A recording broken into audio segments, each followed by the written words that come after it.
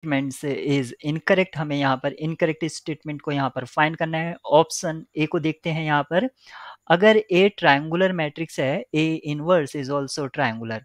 तो अगर triangular matrix है तो सपोज करो इसका जो प्रिंसिपल डायगोनल है उसमें कोई एंट्री जीरो है। ट्रायंगुलर मैट्रिक्स है, अगर कोई डायगोनल एंट्री जीरो है तो उस मैट्रिक्स का डिटर्मिनेंट जीरो हो जाएगा और ए इनवर्स उस केस में एग्जिस्ट नहीं करेगा।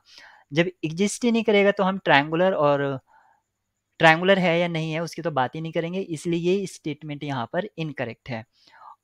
ऑप्शन बी की बात करते हैं। If A is any matrix then adjoint of A inverse.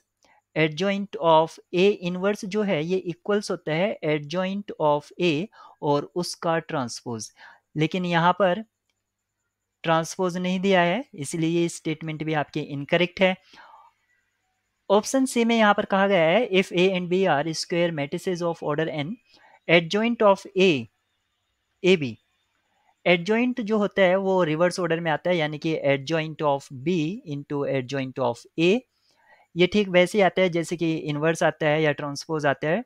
Transpose of A B ये होता है बी ट्रांसपोज ए ट्रांसपोज, और ऐसे ही ए बी का जो इनवर्स होता है ये भी उसी तरह आता है बी इनवर्स ए इनवर्स। तो ये स्टेटमेंट भी हमारी सी इनकरेक्ट होगी। All the statement A B C are incorrect, यानी कि ये करेक्ट हो गई।